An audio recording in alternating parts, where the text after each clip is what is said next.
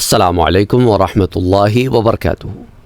برزخ اور آخرت کی زندگی میں حقوق العباد کی بھی ایک بہت اہمیت ہے۔ اسی سلسلے میں ہم نے کل بات کی تھی کہ رشتوں کو توڑنے والے۔ اب اس میں بہت سارے لوگوں کے کمنٹس آئے ہیں، اچھا بھی لگا، اور ایک طریقے سے جو باتیں انہوں نے لکھی تھی اس سے دکھ یہ ہوا کہ اس طرح کے معاملے لوگ ایک دوسرے کے ساتھ کرتے ہیں۔ مثال کے طور پہ آئی کہ بھائی ہمارے ہاں تو یہ معاملہ ہے کہ بات نہیں کر سکتے، اگر کسی چیز کے بارے میں کوئی رائے کا اظہار کرنا ہے تو ہمارے ہاں سسرال کے اندر تو ایسی اس کے اوپر جو ہے نا آپ سمجھ لیں کہ بدتمیزی کنسیڈر کی جاتی ہے کہ اگر کسی بات میں کسی رائے کا اظہار کر دیا جائے تو خوف کے مارے ہم ایسا نہیں کرتے۔ یہ اس طرح کا ماحول گھروں میں پیدا رکھنا یہ کوئی اچھی بات نہیں ہے کہ آپ کے گھر میں ایک شخص رہ رہا ہو، عاقل ہے، بالغ ہے، لیکن اپنی رائے کا اظہار تمیز کے تہذیب کے دائرے میں کرنے سے بھی وہ کتراتا ہو اور خوف محسوس کرتا ہو کہ کہیں اسے گھر سے نکال ہی نہ دیا جائے، رشتہ ازدواج ختم ہی نہ کر دیا جائے۔ دوسری طرف وہ لوگ ہیں جو کہتے ہیں کہ ہم بات کرتے ہیں تو سامنے سے جو ساس ہیں ہماری وہ بدتمیزی کرتی ہیں، بد تہذیبی کرتی ہیں، گالیاں دیتی ہیں۔ اللہ معاف کرے، اللہ معاف کرے۔ دیکھیں جو زیادتی کرے گا نا، اسی طرح بعض ساسیں بھی کہتی ہیں کہ بہو جو ہے اس کا رویہ بڑا ترش ہے، تیز طبیعت کی ہے، زبان میں اس کی ایک تیزی ہے اور دل چیرنے والی باتیں کرتی ہے۔ تو دونوں طرف ایسے معاملات ہیں کہ اللہ معاف کرے، اللہ ہدایت دے۔ دیکھو کتنے عرصے یہاں رہنا ہے، اس کے بعد وَإِنَّا إِلَىٰ رَبِّنَا لَمُنْقَلِبُونَ، تو جب رب کی طرف لوٹ کے جانا ہے تو کیا یہ اعمال لے کے جائیں گے؟ اور اس میں روایات بھی موجود ہیں بہت ساری کہ وہ لوگ جو اپنی زبانوں کا غلط استعمال کرتے ہیں اور لوگوں کے دل چھلنی کرتے ہیں اور لوگوں کے دل چیرتے ہیں اور لوگ ان کی باتوں سے ناخوش ہیں، ان کی زبانیں گندی ہیں، آخرت میں ان کا بہت برا انجام ہے۔ اللہ کے وہاں وہ بڑے ہی کٹہرے میں کھڑے ہوں گے اور انہیں جواب دینا ہوگا اپنی زیادتیوں کا، ظلموں کا۔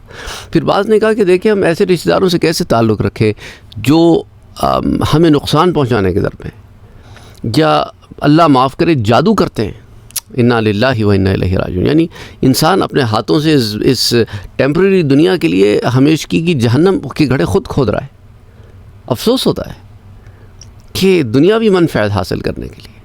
دیکھیں ایسے لوگوں سے ڈسٹنس رکھنا بہتر ہے، بجائے اس کے کہ آپ بہت قریب ہوں اور پھر آپ کو تکلیف ہو۔ اپنی طرف سے تعلق نہ توڑیں، دلی طور پہ ڈسٹنس مینٹین رکھیں۔ That's the best thing to do, کہ اگر آپ کو لگتا ہے کہ آپ کو تکلیف پہنچائے گا، غضن پہنچائے گا اپنی باتوں سے، اپنے افعال سے، تو ایسے لوگوں سے ڈسٹنس رکھنا بہتر ہے، لیکن دلی طور پہ قطع تعلق نہ کریں۔ تو یہ ایک چیز ہوتی ہے کہ بھئی مثال کے طور پہ اگر کوئی مشکل وقت میں ہے، آپ کو پتہ ہے آپ اس کی ہیلپ کر سکتے ہیں، کرنی چاہیے۔ کئی مل گئے، سلام، وعلیکم السلام، something like that, something along those lines۔ تو اسی طرح بہت سارے اور لوگوں نے مسئلے بتائے ہیں کہ کیا کیا چل رہا ہے ان کے پاس، ان کے ساتھ رشتہ داروں کے کو لے کر یا پھر دیگر گھر والوں میں آپس میں کیا معاملے ہیں۔ تو قطع تعلق سے مراد یہ ہے کہ مکمل طور پر کٹ آف ہو گئے کہ آپ کو پتہ ہی نہیں ہے کہ وہ ایگزسٹ کرتے ہیں کہ نہیں، اس چیز کی ممانعت آئی۔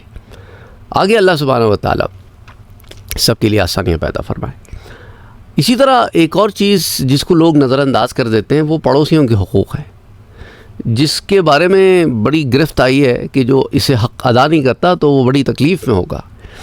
اور دیکھیں اللہ سبحانہ و تعالیٰ نے رشتہ داروں کے علاوہ جو ہے نا پڑوسیوں کا، ساتھیوں کا، دوستوں کا، آپ کے ساتھ جو کام کرتے ہیں دفاتر میں، کولیگز ہو گئے آپ کے ساتھ جو اسٹوڈنٹس پڑھتے ہیں، مختلف کیپیسٹی میں آپ کے یہ پڑوسی آپ کے ساتھ ساتھ ہوتے ہیں۔ کوئی تجارت پہ جا رہے ہیں تو جو تاجر برادری ایک دوسرے کے ساتھ مل کے چلتی ہے۔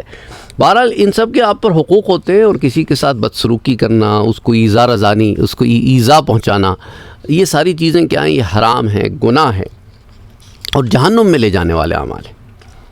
سورہ النساء میں اللہ سبحانہ و تعالیٰ ارشاد فرماتا ہے آیہ نمبر 26 میں، اور والدین کے ساتھ اچھا سلوک کرو، اور رشتہ داروں کے ساتھ اچھا سلوک کرو، اور یتیموں کے ساتھ اچھا سلوک کرو، اور مسکینوں کے ساتھ اچھا سلوک کرو، اور اسی طرح چاہے قریب والے پڑوسی ہوں یا دور والے پڑوسی ہوں، ان کے ساتھ اچھا سلوک کرو۔ ساتھ بیٹھے یا ساتھ کھڑے ہوئے شخص اور راہگیر کے ساتھ. اب یہاں سے مراد یہ ہے کہ ان دا کیپیسٹی آف ایک مجلس میں آپ بیٹھے یا ایک مجلس میں آپ کھڑے ہیں، ان سے لے کے جن لوگوں کے ساتھ آپ کے ڈیلی معاملے چل رہے ہیں، امپلائر کا مسئلہ ہو گیا، یا باس اور ملازم کا معاملہ ہو گیا، یا آپ کے گھر میں کام کرنے والے لوگ ہو گئے، یا پھر آپ کے ساتھ کام کرنے والے لوگ ہو گئے. اور زندگی اب میں سے آپ آٹو رکشہ لیتے ہیں، ٹیکسی لیتے ہیں، بس میں جاتے ہیں، کنڈکٹر ہو گیا، بس ڈرائیور ہو گیا، اس طرح کنڈکٹر اور پیسنجر کا معاملہ ہو گیا. ہر معاملے میں آپ جس کیپیسٹی میں ہوں اچھا سلوک کریں، اور اسی طرح اور اپنے غلام اور باندیوں کے ساتھ بھی اچھا برتاؤ کریں. تو سوچیں غلام اور باندیوں کے ساتھ بھی اچھا برتاؤ کریں، تو سوچیں نوکر تو بدرجہ اعلیٰ ہوتا ہے نا غلام سے، کیونکہ آپ کو غلام تو نہیں ہوتا، وہ تو نوکری پہ ہوتا ہے. اس کے ساتھ اچھا سلوک کرنے کا پھر کیسا معاملہ ہوگا جب غلام کے ساتھ اچھا سلوک کرنے کا کہا گیا، اچھا برتاؤ کرنے کا کہا گیا. پھر اللہ سبحانہ و تعالیٰ اسی آیہ مبارکہ میں فرماتا ہے ان اللہ بالتحقیق اللہ سبحانہ و تعالیٰ لا يحب من کان مختالا فخورا. اللہ اس شخص کو پسند نہیں کرتا جو اتراتا ہو اور شیخی باز ہو. تو اب آپ اس آیت کے آخری ٹکڑے کو اس آیت میں بیان ہونے والے سارے معاملات پہ رکھیں. تو یعنی کہ جو ماں باپ کے ساتھ اچھا سلوک نہیں کرتا، جو رشتہ داروں کے ساتھ اچھا سلوک نہیں کرتا، جو یتیموں، مسکینوں، پڑوسیوں کے ساتھ بیٹھنے اٹھنے والوں کے ساتھ، راہگیروں کے ساتھ، غلاموں لونڈیوں کے ساتھ، باندیوں کے ساتھ، ان کے ساتھ جو اچھا سلوک نہیں کرتا نا، وہ مغرور آدمی ہے. اور اللہ مغرور کو پسند نہیں کرتا. تو جس کو اللہ پسند ہی نہیں کرتا اس کا جنت میں کیا کام؟ کوئی مشکل بات تو نہیں ہے نا زیادہ. اچھا، اسی طرح حضرت ابو ہریرہ روایت کرتے ہیں کہ حضور صلی اللہ علیہ وآلہ وسلم نے فرمایا کہ خدا کی قسم وہ مومن نہیں ہوگا، خدا کی قسم وہ مومن نہیں ہوگا، خدا کی قسم وہ مومن نہیں ہوگا. تو صحابہ نے پوچھا یا رسول اللہ صلی اللہ علیہ وسلم کون وہ شخص ہے؟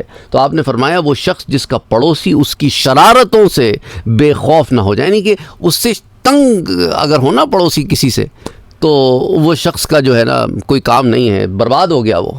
وہ ایمان والا کیسا ایمان والا ہے کہ جس کی اظہار آسانیوں سے اس کے آس پاس کے لوگ، یہاں تک کہ اس کے پڑوسی جن سے روز کا ڈیلنگ ہے وہ محفوظ نہ ہو.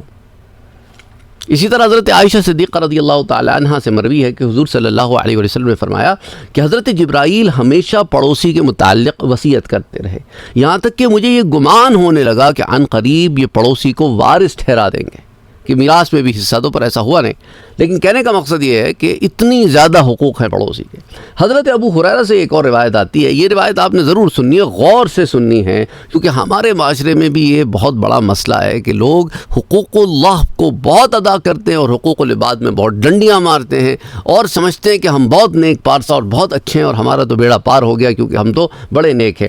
تو آپ فرماتے ہیں حضرت ابو ہریرہ کہ ایک آدمی نے کہا کہ یا رسول اللہ صلی اللہ علیہ وسلم، ایک عورت ہے، وہ نمازیں بہت پڑھتی ہے، روزے بہت رکھتی ہے، صدقہ خیرات بہت دیتی ہے، مگر اپنے پڑوسیوں کو اپنی زبان سے تکلیف بھی بہت دیتی ہے.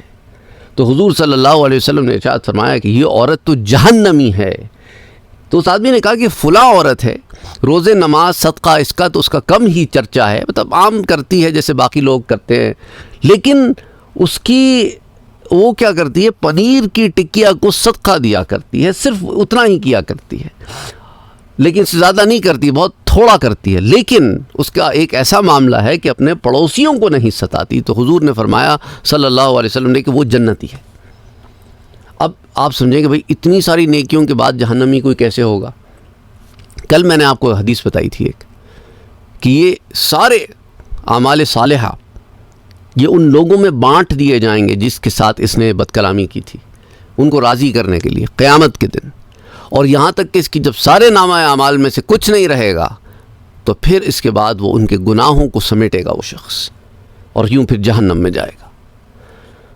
اللہ اکبر، اللہ اکبر. اللہ محفوظ رکھے، اللہ محفوظ رکھے. میرا رب بڑا کریم ہے، بڑا رحیم ہے، بڑا کرم کرنے والا ہے. لیکن کچھ ہمارا بھی تو کام ہے نا، ہم نے بھی تو کچھ کرنا ہے.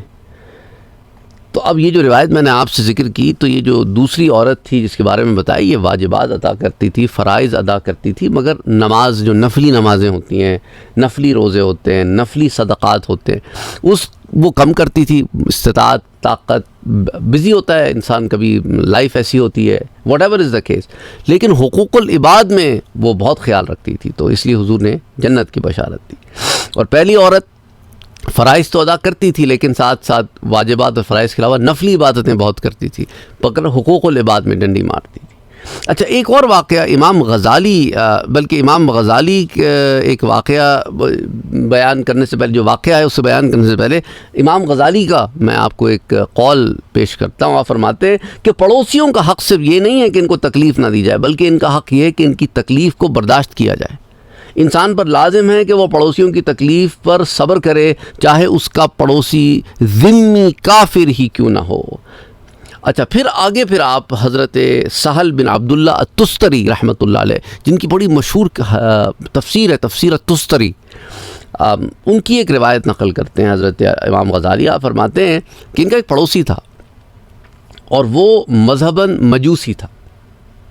تو مجوسی سمجھتے ہیں آپ، یہ آگ کی پوجا کرنے والے.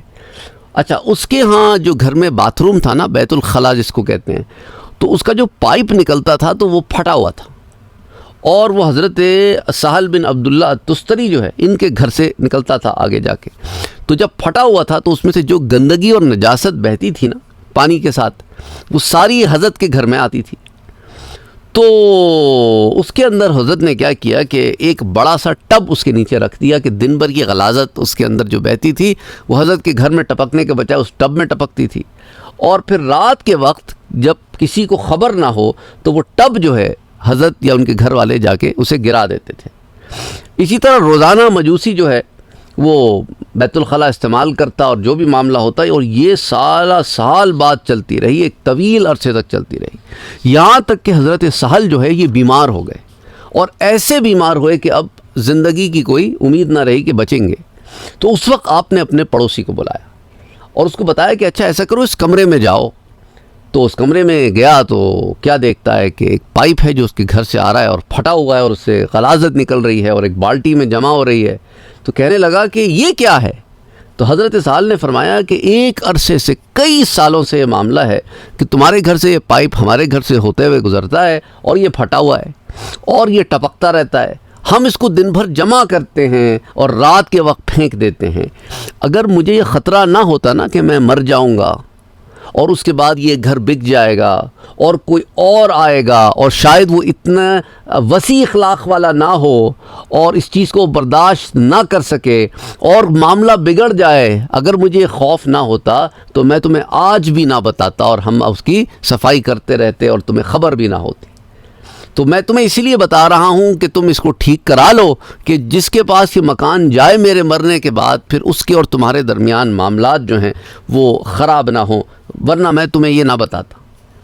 تو اب جب حضرت کا یہ معاملہ اس مجوسی نے دیکھا تو اس نے کہا کہ اے بزرگ، آپ میرے ساتھ اس قسم کا معاملہ بردباری کے ساتھ، مجھے پتہ بھی نہیں لگنے دیا آپ نے. اتنے سالوں سے میں آپ کا پڑوسی ہوں اور اتنے عرصے تک آپ یہ سارے معاملے میرے ساتھ کرتے رہے، اتنی شفقت، اتنی محبت، اتنا خیال.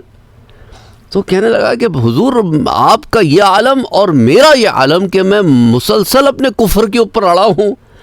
اب آپ ایسا کیجئے، اپنا ہاتھ بڑھائیے تاکہ میں آپ کے ہاتھ پر بیعت کروں اور کلمہ شہادت پڑھ کے اسلام میں داخل ہو جاؤں. تو حضرت نے ہاتھ بڑھایا، اس نے پڑھا اشہد ان لا الہ الا اللہ واشہد ان محمدًا عبدہ ورسولہ. اور دیکھیں نا، ایک نیک عمل ہے، اس نیک عمل کی برکت سے ایک انسان کی زندگی اور آخرت سنور گئی، اور اس کے ذریعے اس کے گھر والوں کی زندگی اور آخرت سنور گئی، اور نسل در نسل سنورتی چلی گئی. اور ایک انسان کی محنت تھی، کئی سالوں کی محنت تھی اور خاموش محنت تھی. بہرحال اس کے تھوڑے کے عرصے کے بعد پھر حضرت سہل کا انتقال بھی ہو گیا. انا للہ و انا الیہ راجعون. لیکن بتانے کا مقصد یہ ہے کہ اس طرح کے معاملے بزرگان دین نے کیے ہیں. اور ہم ذرا سی بات پہ الجھ پڑتے ہیں، ذرا سی بات پہ ناراض ہو جاتے ہیں، ذرا سی بات پہ ہم نے محلوں میں جھگڑے کر دینے ہوتے ہیں، کمیٹیوں میں اور ادھر ادھر۔ اللہ آسانیاں فرمائے، آمین۔ اللہم صلی علی محمد وعلی آل محمد صلی اللہ علیہ وسلم۔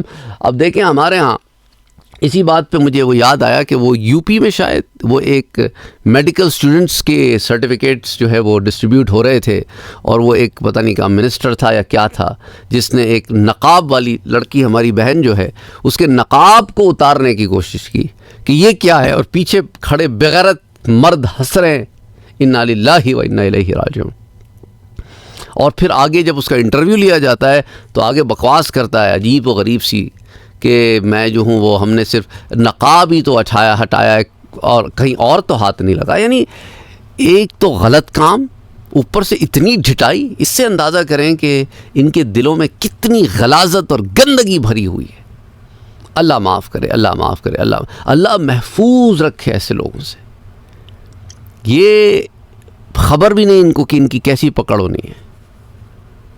اللہ معاف کرے، اللہ معاف کرے۔ یعنی ان کے چہروں سے اتنی شیطنت ٹپکتی ہے، اتنی شیطنت ٹپکتی ہے ان کے چہروں کا، ان کے چہروں کو ایک دفعہ دیکھیں آپ دوسری دفعہ دیکھنے کو دل نہیں کرتا ان کے چہرے۔ ایسی منحوست، ایسی شیطنت، ایسی پھٹکار ہے ان کے چہروں پہ ان کے اعمال کی وجہ سے۔ اللہ بچائے، اللہ بچائے۔ اللہ ہماری بہنوں کی عزتوں کی حفاظت فرمائے، ان کی ناموس کی حفاظت فرمائے، ان کے لیے آسانیاں پیدا فرمائے، اور ہمارے مسلمان بھائیوں کی حفاظت فرمائے ایسے درندوں سے اور اس طرح کے غلیظ ذہنیت کے لوگوں سے۔ اللہم صلی علی محمد وعلی آل محمد صلی اللہ علیہ وآلہ وسلم۔